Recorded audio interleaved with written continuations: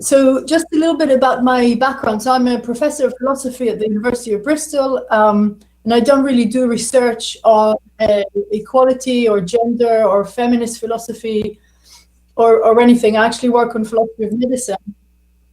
But I became very interested in, making things better in our profession, and everything I say to you today is I'm saying simply as a kind of a philosopher, somebody who really cares about their discipline and wants things to be better, for the discipline to be more equal, for academia to be more welcoming and less exclusionary.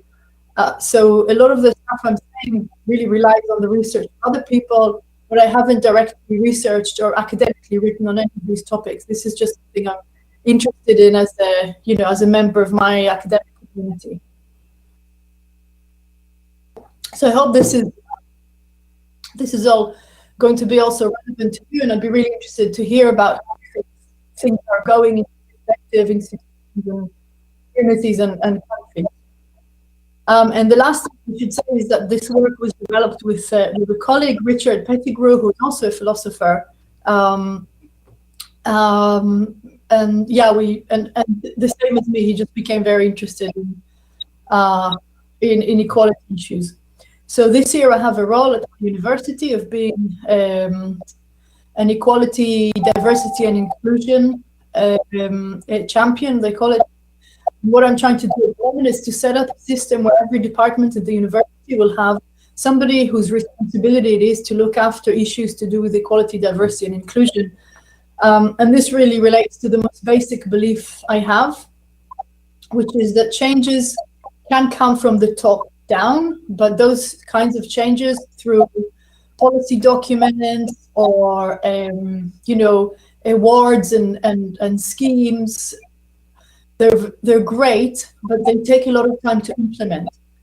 Whereas I think the one good thing we can do at the moment is for all of us to become engaged just as the individuals we are. And it doesn't matter, you might be a PhD student or an early career researcher or somebody who works in a physics lab or, an administrator, somebody who works in human resources. Really, it doesn't matter. I think we all have the most influence on the people who are directly around us. And in a way, I don't think, and I'm not personally waiting for big steps and big announcements from my own institution, but I think that talking to individuals, discussing the issues, raising the issues with them, and making relatively small changes in your own unit can be very powerful. Okay, so I'll just talk a little bit about the case of philosophy, and I think the statistics I'm showing here will probably vary a lot between disciplines, but the overall picture will not be particularly new or strange to you. So what we can see is that an undergraduate level, there are almost as many women as there are men. Actually, now I think there are slightly more women than there are men, but definitely we're looking at the kind of 50-50 area. So women are definitely interested in philosophy, and they are definitely coming and applying to university to do the subjects at undergraduate level. But then, as you can see, what happens is as we progress to postgraduate study, and then to PhD, and then to temporary staff, and then to lectureships, the numbers of women fall all the time. They rise slightly here, and what here in the UK we call senior lecturer, and that's because there is actually a bottleneck. It is quite difficult to get beyond senior lecturer to the two top ranks of reader and professor. And what we can see that women tend to accumulate really on this level and not make it. So if there's a glass ceiling, it's here, and women in relatively very small numbers make it onto reader and then onto professor. So in my institution, for example, in my own faculty, 5 years ago, only 14% of professors were women. And now in 2018, actually 24% of professors are women. So there is definitely, I think, very good reason to just raise the issue and look at the statistics and ask questions about the numbers. These are obviously raw, anonymized numbers. They don't give information about any individual. And I think it's very important for HR, for human resources, and the management to really engage with the numbers and ask questions. And I think what happened until recently is that people just didn't ask about the numbers. The numbers were there all along, but people didn't ask about the numbers.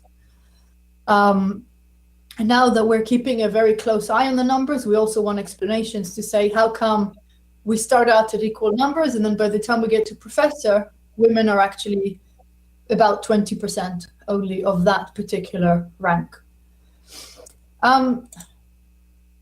You can also look more generally at women in universities, women and other minorities. And in a way, it's quite funny to say that women are minorities, because obviously we're not a minority. We make up half the population of the world. But still, often women are referred to as a minority, which is something I find quite funny. But if you look at women in population, obviously we're roughly 50%, but only 38% of academia. Similarly, if you look at Black people, they make up about 3.5% of the population, but only 1% in academia. And the case with disabled people is even worse. They make up 18% of the population, but only 3% of academics are describe themselves as disabled. So we're seeing that there's really terrible disparity within academia, possibly worse than in other sectors, and definitely something that's really worth engaging with. And again, I think the point here isn't kind of to have a big fight with the senior management or with the admissions. The point is really to have a really productive discussion and say, look at these numbers. What can we do to change this? Why is it like this? It's 2018. How come things aren't changing or aren't changing quickly enough? Okay, so if we now move on to think a little bit about the kind of psychological mechanisms that might help us to explain the numbers. There are obviously also a lot of social processes, and people often like to refer to child rearing as an explanation for why women don't do well in academia, or why they don't progress. And I think this is something that we need to definitely engage with, but again, I'll also ask critical questions, because just to say, well, women prefer their families over their careers isn't really a satisfactory answer, because really, in an ideal world, you should be able to have a career and a family. They're not mutually exclusive options. But really looking at, again, the kinds of psychological mechanisms that have been identified, then in particular, two of them, implicit bias and stereotype threat, has been flagged up as cognitive processes that can very often be unconscious, hence the term implicit, that influence our judgments and our actions and how we perform. So of course, it's very important to understand what implicit bias and stereotype threat is. And later on in the talk, I'll say a little bit about what we can do about them. Is it okay so far? Can you hear me clearly? Okay. Okay, so moving on to describe a little bit more these phenomena in social psychology. So what happens is that they arise from internalized associations we make between conceptions we have of different groups or different people and specific attributes. So we might think that somebody from group X is from group X, therefore they are probably very athletic. They may or may not be athletic, but that's the kind of association we might make with a particular group of people, and being athletic or any other trait, being a good driver, being a good parent, and so on. So what we find in implicit bias is that it's a very powerful psychological mechanism. And what it happens is it causes us to perceive individuals and assess their performance in accordance with these biases we might have with a social class or other group under which we identify them. So for example, if people on an airplane hear the voice of a female captain saying she will be flying the airplane tonight, they feel less safe than with a male captain, a male pilot. This is an example I really like. This happened in my son's nursery when he was little. They hired a man to work with the children in a nursery where all the other carers were female, and they actually sent out a letter and said to the parents, if you don't want this guy to change your children's nappy, you can let us know and we will ask him not to do that. So obviously an implicit association between him being male and his ability to care safely for children. Now, implicit bias has two features. The first is the most troubling one, which is that you can be sincerely and explicitly committed to equality, but still hold these attitudes unbeknownst to you. So sometimes you might look back at a decision you made, say if you're on a hiring panel to hire somebody for a job and you chose one person over another, and you might look back and say, well, what was it really about that person that made my decision this way? So we can hold egalitarian views, say about women classical musicians, but then actually when we're selecting, if we are, this is a famous study where they looked at selection for classical orchestras, seeing a woman auditioning lowers the chances of her getting the position. So when some orchestras in the world moved to auditioning behind a curtain, so the panel was sitting in a room, and then behind a curtain a person would come and sit so they couldn't see the person, and they would play their audition piece. The number of women hired to orchestras rose by 30%. So this, I think, gives us a good example of, you know, how implicit bias operates very powerfully, even against people's explicit values, and also how it can be fairly simply combated. Now, of course, not in every profession it's possible to audition behind a curtain, but I think this is quite a nice example. The other feature of implicit bias is it's not just the biases we hold towards people from other groups, but also to members of our own group. So a person from a particular group can have biases about that group of which he or she herself is a member, and to apply those biases to other people. So a woman can hold sexist views, for example. A non-white person might hold racist views. And again, they don't hold them deliberately or explicitly, they're unconscious, and they have to do with the general ways in which in our general societies people are being stereotyped and negatively stereotyped.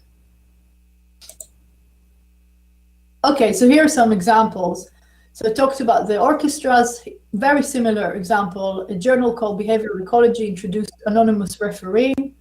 So the referee couldn't see the name of the author whose paper they were refereeing, and this led to an increase of 33% in articles authored by women.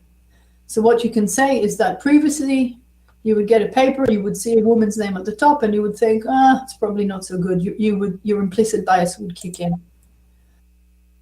Another very famous example about they took an identical CV and randomly assigned a male or a female, typically male or female name to it. And both the male and the female participants, so they took academic psychologists to evaluate these CVs, both male and female participants gave the male applicant better evaluations and were twice as likely to hire the male than the female applicant. And that's of course quite shocking and quite sad that even, again, people who are academics, not only that, but also have a degree in psychology, so you'd have thought would be a little bit more self-aware, they have the same biases. They're given an identical CV. The only difference was that it had a female name at the top and a male name at the top. And there's similar effects. If you put the UK, if you put a name that is not sort of traditionally white British.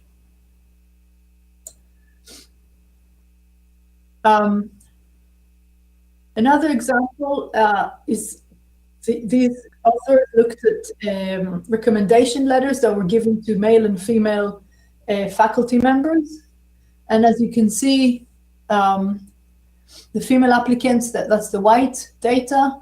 This is the percentage of the letter that was devoted to talking about the personal life of the applicant. So a lot of talk about women's personal lives, very little talk about their publications compared to the men. Very little references to their CV compared to the men. That was the highest component in the letter. These are medical staff, so very little about their engagement with patients, and very little about whether they were or weren't good colleagues. So there's a difference in the way in which letters are written that are dependent on gender. Okay, moving on to stereotype threat. Stereotype threat is actually a phenomenon that is exclusively self-directed. And what happens is that in a context where a social class is negatively associated and the membership of that group is made salient, then the performance of that individual will be affected. So if you say, oh, now it's the girl's turn to throw, she will throw less far than if you don't remind her that she's a girl just before she throws. And these are quite subtle effects. And again, it's very, very interesting to look at them. There was one, I don't know if that's the next slide. There was one where they tested children, and in cases where just before the exam, they were testing mathematical ability. Just before the exam, they asked the girls to draw a flower and the boys to draw something else. The girls underperformed. And in cases where just before the exam, they reminded the girls of their ethnic origin. In this case, they were Chinese girls in the US, and the Chinese are, traditionally associated with being good at maths. They perform much better. So even very subtle ways of making somebody's identity salient have actually a greater effect than blatant ones. So for example, if you're walking down to an interview room and you say to a female candidate, oh, by the way, the female toilets are just here, that can trigger stereotype threat just before the interview. Similarly, if she walks into the room and she sees a panel and it's made up of 5 men and 1 woman, again, the gender imbalance, gender is made salient by this. And the worse she will perform. That again triggers stereotype threat. Now, the more one cares about the activity in question, the worse the effects of stereotype threat. So of course, when we think about a high stakes situation like a job interview, stereotype threat can be really made much worse because the candidate is already so nervous and wanting to perform well.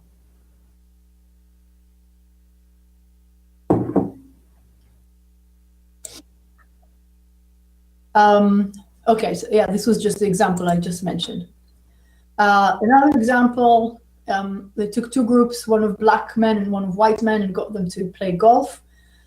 When they told them that they were trying to test their natural athletic ability, as you can see, the white men performed a lot worse than if they weren't made to think they were being tested, while the black men weren't affected, because in this case, the stereotype is that white men don't necessarily have a lot of natural athletic ability.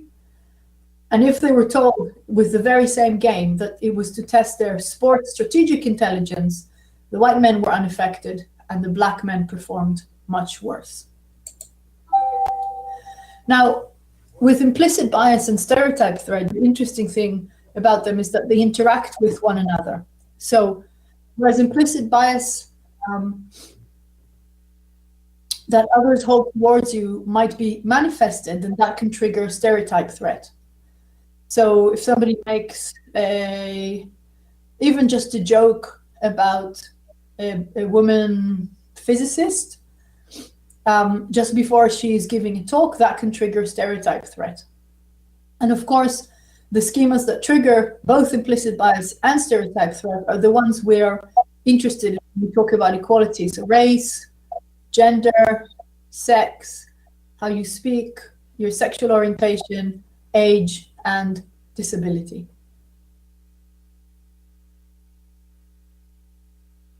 So of course, the reason we have these quick kind of heuristic associations has good evolutionary reasons, but actually when we have to make quick judgments, you want to associate fire with danger, or a tiger with needing to get into the cave and keep leaving the tiger out. There's a good reason why we have these psychological mechanisms, but we need to be very alert to how damaging they can be. So, okay, so this is the description of the problem. Another question is, what can we do? We can try and change the stereotype, but of course this is very hard because none of us have control over the broad societal attitudes we have towards these different attributes I was just showing you. And changing stereotypes can be rather slow. I'm not saying we shouldn't try and that we can't do it again within our own smaller unit, but I think it would be very hard to get rid of sexism in today's society if, you know, 20 people in a room decide that that's what they want to do. So we can also think of ways to mitigate the effects of implicit bias and stereotype threat. So now I will talk about a few ways in which, I don't know, I mean, I presume you guys are a mix of PhD students and researchers, maybe some people who do some teaching. Is that correct? Okay, so I'll just talk about lots of different ways to change stereotypes. Again, they're all very small, they don't cost any money, and they're feasible. Each one of us could implement them, you know, today and tomorrow if we want to. So one way to change the stereotype is to increase the representation of the relevant group.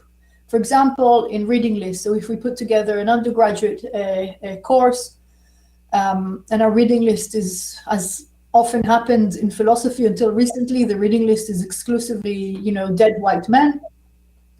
You can say, well, that is really very lazy, and you need to go back to your reading list and find some women and other groups who have written good philosophy and should be included in the syllabus. There's also something called the Gendered Conference Campaign, where men sign up to this campaign, saying they will not accept invitations to conferences where all the keynotes are men, or where all the speakers are men. And they also sort of name and shame the conferences that have exclusively male lineups.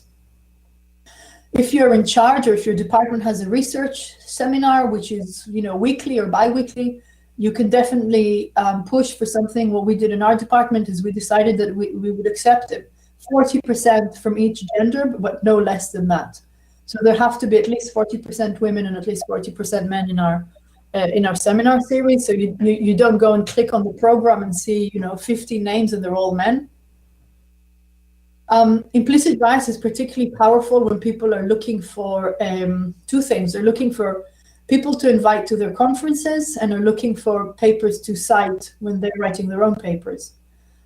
So the sociologist Kieran Healy looked at philosophers in particular and found that there were terrible biases against women, that their work was under-recognized, that people who say, if you're saying, oh, who should we invite to speak at this conference, because of implicit bias, found it naturally a lot easier to come up with 3 names of men rather than 3 names of women.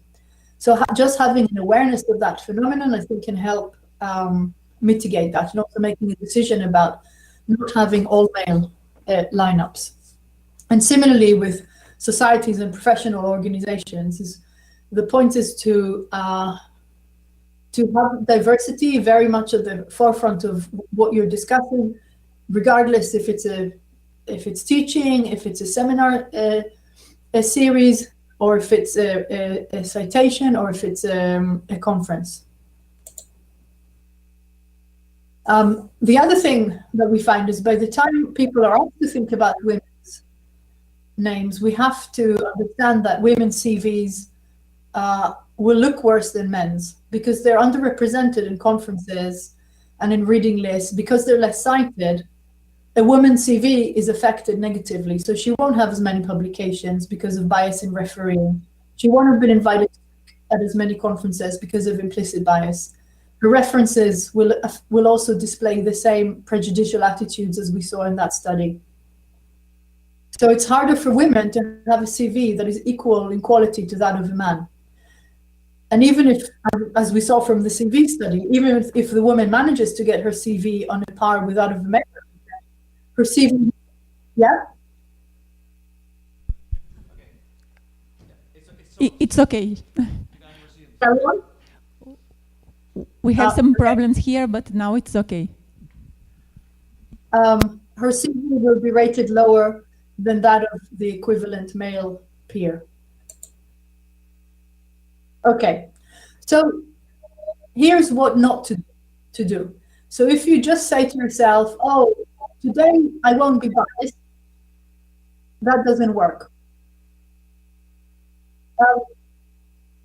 There is some what they call implementation intention, which very certainly is taught to US snipers when you're trying to get them not to shoot black people as often as they do. You say, it's very difficult to say, just don't be biased, just don't be quicker to shoot a black person than a white person. And don't think about a previous occasion when you managed to be unbiased. Again, you have to accept that we're opaque to ourselves in certain respects, and that implicit bias is not something that we can be fully conscious of, although we can definitely try to think about how it might affect us.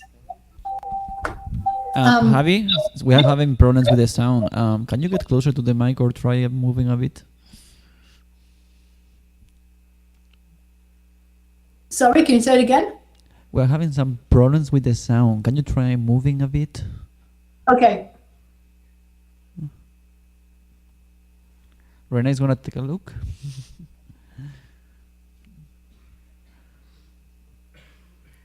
Can you say something just to... Yeah. Is this better? Say something longer. Yeah. Okay. Hi, Havi. How are you doing? Okay. I hope I don't look too scary, but okay. So is this better? Seems to be working better. Okay. Your picture is frozen, by the way. I don't know if you want to restart the video, or do you want to just leave it for now? I think let's try with the picture frozen. So we couldn't hear the last sentences. Maybe you can repeat this slide. Você agora está mudo. Você não está mais mudo.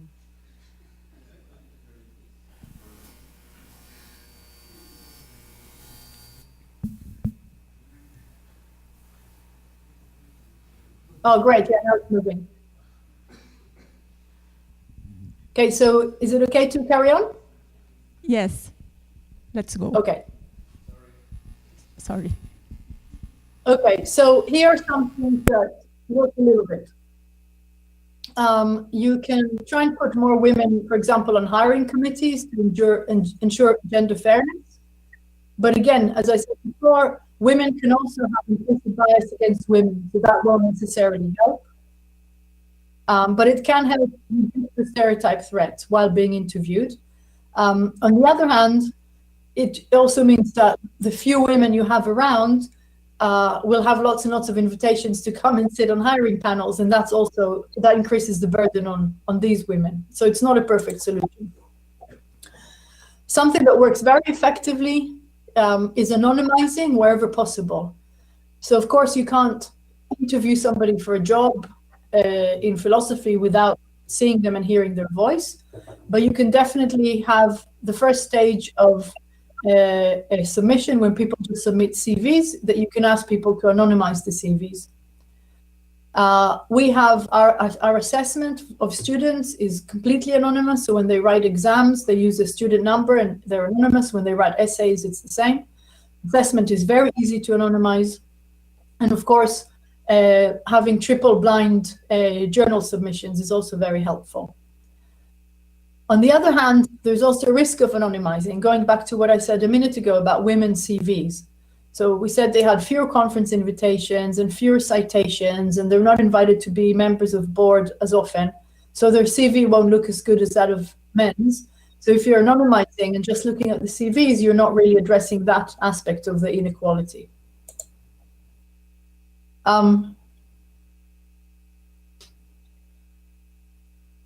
This is some data. No, I won't go into that. This is some data about philosophy publications. I think we have moved on a lot since 2010, and now actually a lot of, I would have thought most of journal submissions, well, maybe not most, but a lot more are triple blinded, so the editor doesn't know the identity either of the person submitting. Here's one thing that's really easy to do. You can spend some time thinking about counter-stereotypical exemplars. So I know you're not philosophers, but do you recognize any of the people in the picture in the slide?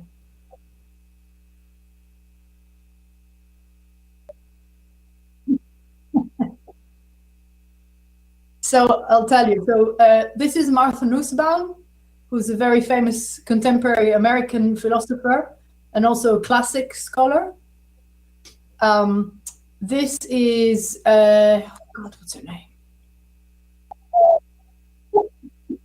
I forgot the name, but I'll come back to you in a minute. If not, I'll Google it to find out. This is Simone Weil. This is Ray Langton, who's another famous philosopher. This is Ken Taylor, who is one of only a handful of American Black philosophy professors. He's in Stanford. This one, I'll give you a chance. She's very famous. This is Simone de Beauvoir. And this is Honora O'Neill. Oh God, what is her name? Okay, before the Q&A, I will remember.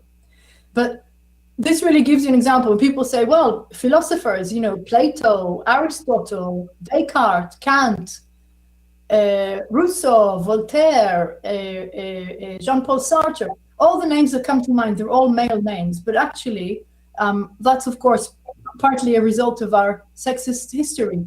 And today there are so many, and also in the past, there were so many women philosophers who were either completely ignored or whose work was never taught or whose work is only now beginning to be recognized. I'm sure you can do the same in physics. You can think of these counter-stereotypical exemplars and not just teach them. So when I teach, for example, Martha Nussbaum, I put up a picture of her on the slide and I say, this is Martha Nussbaum. She's a professor, distinguished professor of philosophy, and talk a little bit about her, and similarly with the other ones. Now, when you're in a position of making decisions, we know that in situations where you're in a rush, and you're tired, and you're hungry, implicit bias becomes amplified. So if you are in a position where you're one of a group of decision makers, try not to make decisions when you're in a rush. These are some ideas for hiring, to agree on criteria in advance, and to get feedback as you go along, and at the end not say, well, overall, I really like this guy over her or something.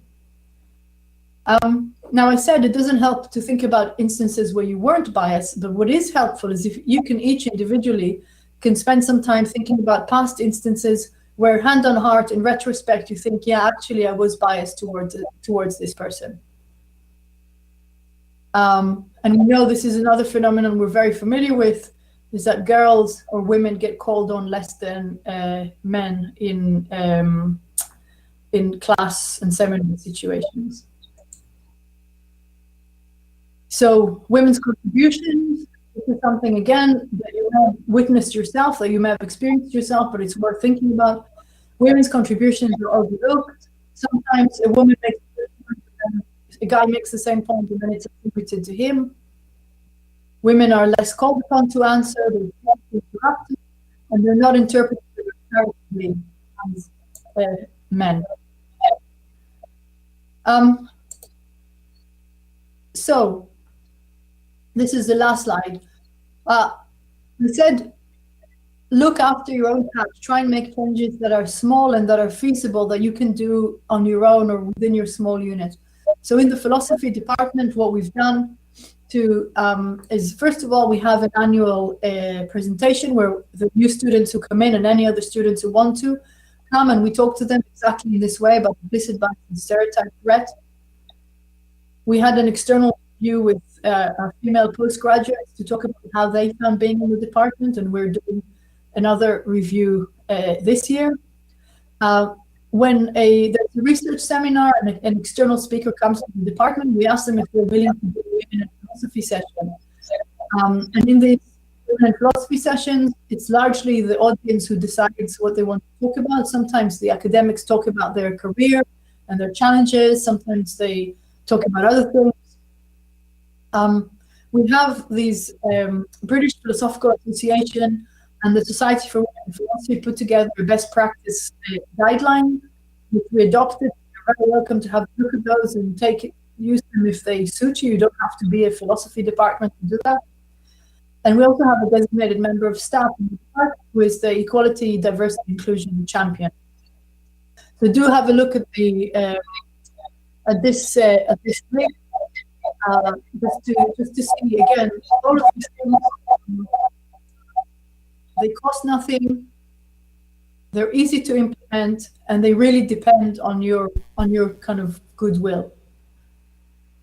So I guess this is it. This was the kind of introduction to implicit bias and stereotype threat in academia. Very, very introductory, very, and hopefully you can get other presentations to see what you'd like to do in your profession and in your institution. So thank you very much.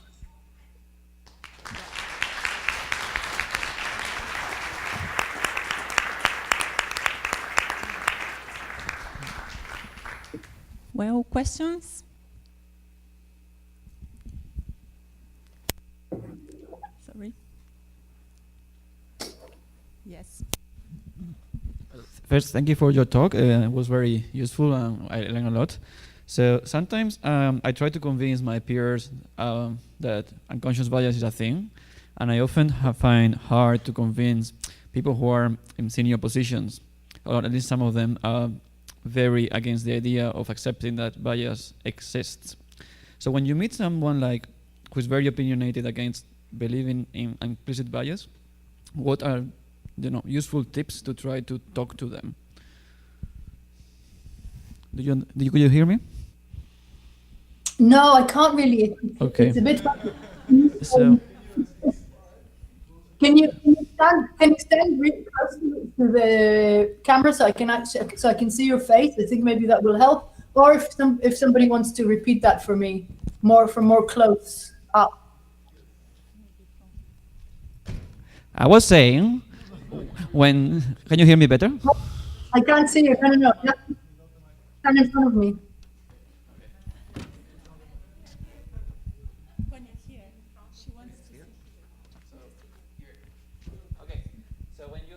How do you convince people about that do not want to believe that unconscious bias exists, that is a problem and they should care about it, or at least be a bit concerned? Like, I don't know, very senior faculty who don't want to accept this is a thing, this kind of people. What would you do? Or Okay, so first of all, I mean, it's not really a question of interpretation, right? It's kind of I mean, some people deny facts. Some people deny climate change, for example. It's just if somebody's on kind of that level of irrationality, then I don't think there's very much you can do about it. I mean, the evidence is robust. It's not like some kind of new and experimental or kooky or dubious approach. The talk about implicit bias is very. It's a mainstream social psychology phenomena. So I think if somebody doesn't believe, then you say, well, look at these studies, look at what they show you. If they refuse to engage, if they say, well, I see the data, I still don't think there's a problem, or I see that there's a problem, but I don't really care about it, then you move on. I think trying to convince people who are not interested in equality and diversity is a hopeless task. And I think a much better strategy is to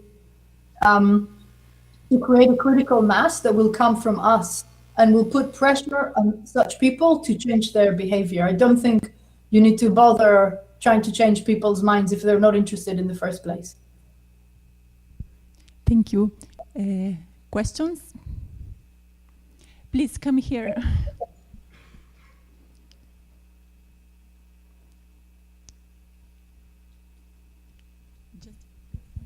Thank you. Hi. Okay, so my question is the following, which is that sometimes very well-meaning people or institutions will follow this advice that you've given, which is give counter stereotypical exemplars. But sometimes, and I don't know the data on this is an intuition, but sometimes this also ends up being a trigger for stereotype threat. So they're attempting to combat something and then maybe perhaps trigger it. And I was wondering if you had any data on when counter stereotypical exemplars make people do better and when counter stereotypical exemplars will just remind people that they're part of a group who is underrepresented and has this history. And so when should one use counter stereotypical exemplars and when should one not try and point out that this stereotype exists by Okay. Yeah. Thank you. That's a good point.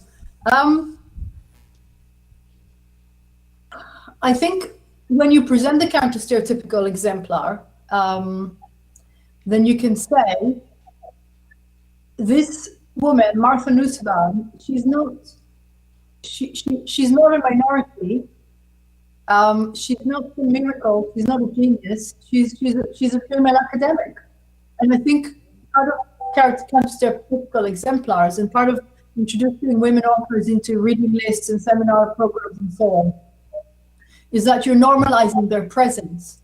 You're saying, this isn't a male profession, and the few women who, pardon me, and the few women who make it in are some kind of aberration. You're saying, this is our profession, and now there's more and more women coming into it. For example, X, Y, and Z. I think that's the way to go about it. Not to present them as some esoteric and unusual examples, but to normalize the presence of women in the profession at all levels. Okay, questions? Let's go. Please come here, Dominic.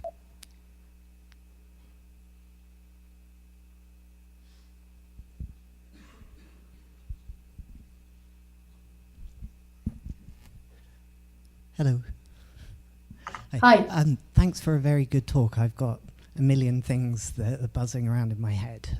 So, excuse me, I'll try and get some of those out. So, following up really on that last one, you've talked, sorry, I'm out of breath.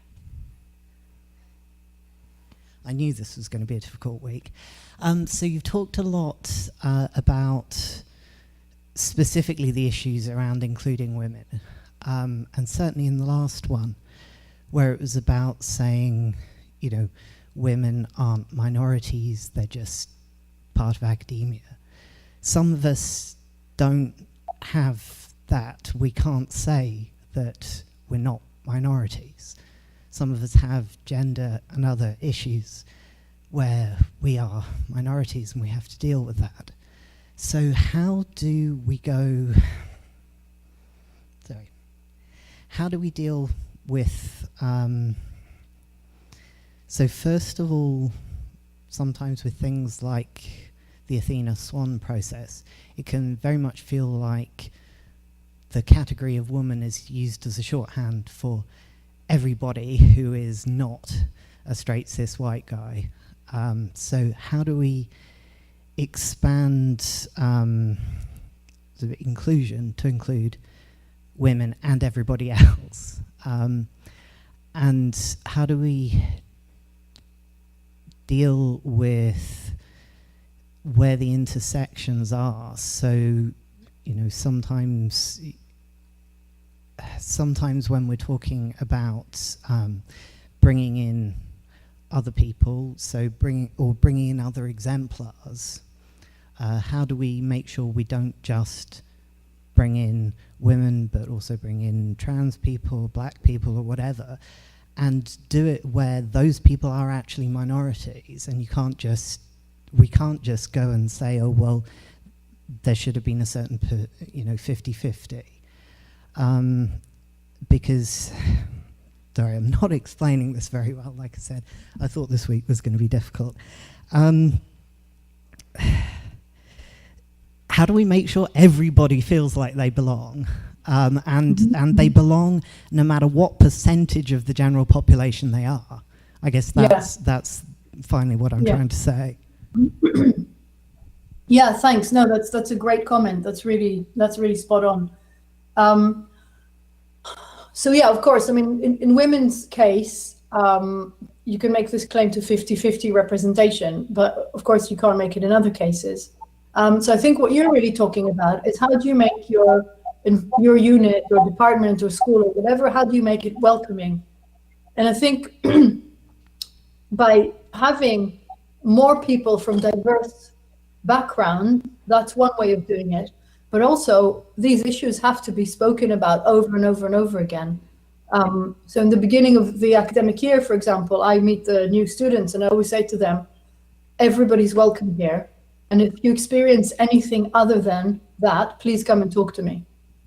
I think I've got another set of slides for another kind of training, which is called active bystander training, that gives people really the tools to know what to do in case they see somebody, you know, making a joke that's a little bit off, or making a comment, or being unpleasant to somebody in a meeting, or I mean, obviously these are all very subtle things, but I'm also very interested in this phenomenon of microaggressions, which is, you know, it's not a full-blown discrimination. If somebody talks and then somebody else, you know, starts looking at their phone, or rolls their eyes, or makes a joke, or says, okay, come on, we've heard this, let's move on. There's lots of ways in which we can be unwelcoming and dismissive and unpleasant, and we're not always aware that we're doing it. I've seen people who have very, very disparate attitudes towards early career men and early career women, for example, and they're not always fully conscious of that. But I think we can really be, you know, critical friends to ourselves and to other people, and say, you know, if you see me doing something like that, will you please tell me? And, you know, so you can say that to your colleague, and you can agree to have a pact where you tell each other if you think you're doing something that has offended somebody else. Now, often, very, very often, when you say to people, you know, that comment you made in the meeting was really upset so-and-so, or was really inappropriate, people are often, you know, very mortified to think that they've been offensive, and often they don't mean it. And if there are people who do mean it and they're repeat offenders, then, you know, then there's kind of more official channels of, you know, complaints, grievances, you know, sexual harassment procedures, bullying, anti-bullying policies. All of these things are in place, I think, in a lot of institutions. But I think if people on the ground don't utilize them, then they don't kind of come too much. And also another useful concept I've come across is this idea of a chilly climate, where you know, a white man will walk into a room and say, oh, this is a lovely apartment, it's so welcoming. But then somebody comes in and, for example, in the UK, they're not native speakers of English, or they're from a different culture, or they're the only person in the room who isn't white, then of course they won't experience the room like that. So just being aware of the potential effect that words and actions have on other people, I think is really important. And in a sense, we all have to help each other to get better at it. Communities of critical friends. Sorry? Communities of critical friends. Yeah, exactly. Yeah, and this can be done. I mean, we're all trying to sort of improve things for everybody, right? So really, I think it's a matter of identifying what are the pressing issues in your own institution and in your own department, and then thinking what are the things that we can do quickly, immediately to change things. So, you know, the Athena Swan and all these big processes, they do have room and they are important. But I'm kind of more interested in what we can do today, not, you know, 2 years down the line. And what we can literally do here today and this week. These are all examples of things that we didn't ask for permission in our department. We just said, okay, we're doing this talk about implicit bias to our undergraduates. We're doing the review with the postgraduate female students. We're organizing women in philosophy sessions. we're adopting the best practice scheme. We didn't get permission from the university to do this. We didn't ask anyone. We just thought we want this to be part of our ethos. Thank you. Questions? Please come here.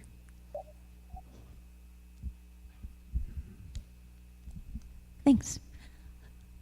That was a great talk. Thank you so much.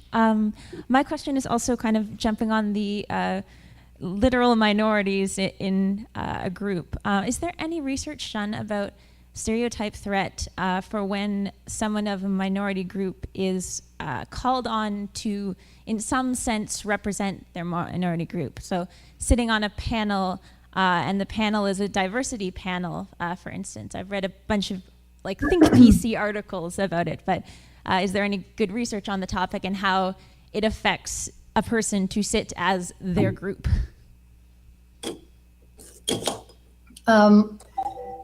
Yeah, thank you. That's a really interesting point as well. I don't know of any research, but I know that especially people who are, unlike women, who are statistical minorities, find it very upsetting when people turn to them and say, so what do black people think about this? And you kind of think, well, I'm one black person, I'm not the spokesperson for all of them. But I think having one black person in the room is better than none. And I think there has to be a discussion with that person and with everybody else about what they do and don't want to be asked about. So it can't be that you just kind of appeal to them whenever there's an issue. I mean, that's kind of quite lazy. And it might be that they want to bring other people who they think can provide a perspective on the issue. But this phenomenon you're describing, I mean, some people would call it kind of tokenism and say, you've got a diversity panel. Well, it's never to get a non-white person on the panel because that black person will also represent the perspectives of Latinos, Chinese, whatever. I mean, clearly that's not the case. But I think, again, because we're talking here about small incremental progress. Oh yeah, I definitely agree that the presence is absolutely important.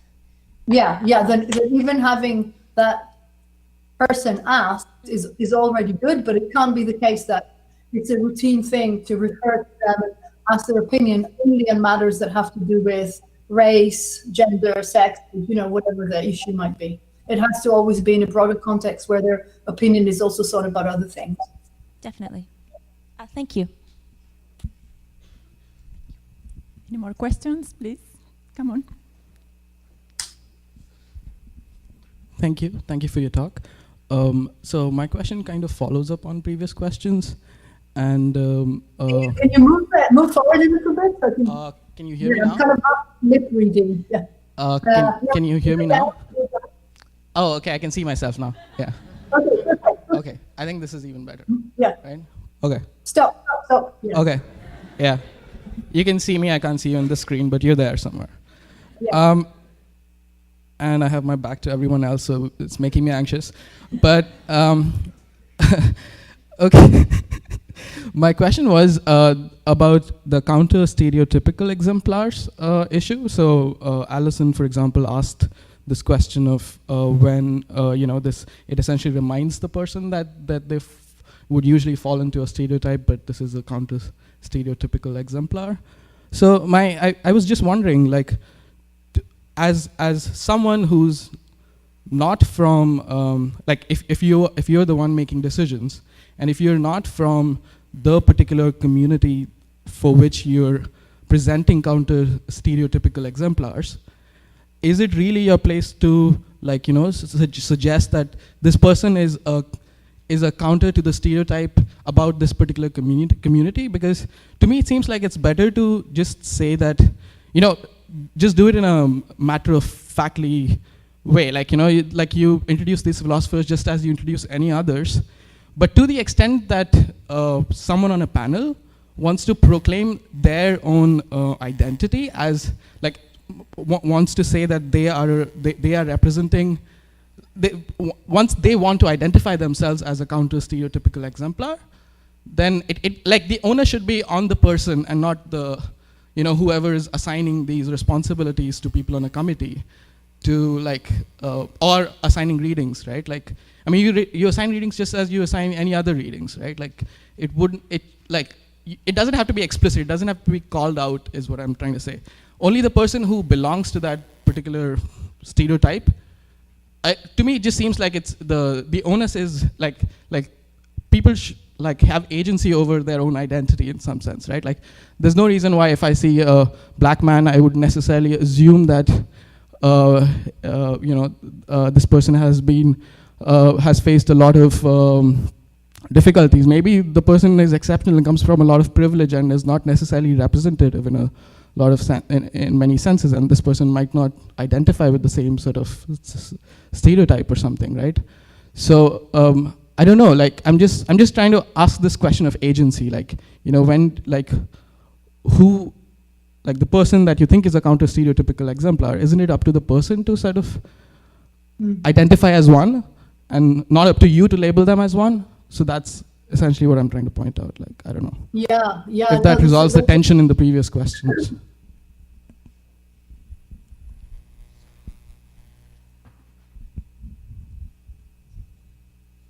Yeah, thank you. That's a really good point. Of course, you're right. I mean, if you say, oh, look, so wait, where is it? So she's called Danielle Allen, I remembered. Where is she? Where is that? There we go. Okay. So this, Danielle Allen is a professor in Princeton. So you're right, of course. I mean, none of these people can be reduced to just their gender or their race or their skin color or their age or whatever. I mean, I guess I'm not particularly hung up on the term stereotypical exemplars. What I am interested in is I think we should have diversity enacted in every aspect of academic life.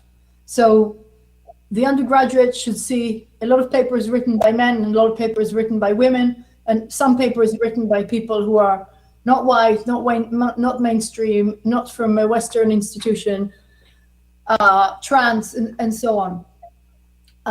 Now, I don't think any of these people chose to be an exemplar, but they ended up being role models. Maybe that's a better term. They ended up being role models. And I find that it's really helpful to show a mixed class where there's male and female undergraduates, to show them some pictures of women every now and again. Again, in philosophy, think about it. They're fed on this diet that starts from Socrates and proceeds through Plato and Aristotle and Augustine onwards to, to Descartes, to the Enlightenment philosophers who are taught as exclusively men, and up to the 20th century, I don't know, Kripke, Heidegger, Sartre,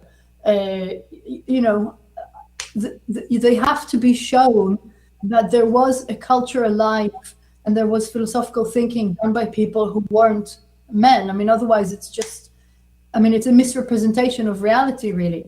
So I think by showing these women, or Ken Taylor, who's a Black African philosopher, you're saying to the people who might belong to these groups, it is possible for you also. This isn't a profession, this isn't a discipline that's exclusively for white men. This is for everybody. So there might be also ways as well to achieve the same goal, but that's really the goal of the counter-stereotypical exemplars. That they don't have this assumption that every paper they read is authored by a man, and that all good philosophy is written by men, and so on. Nice. Last question. Anyone? Please.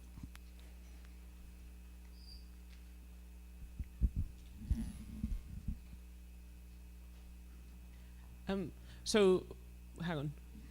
Better? Yeah, perfect. Yeah.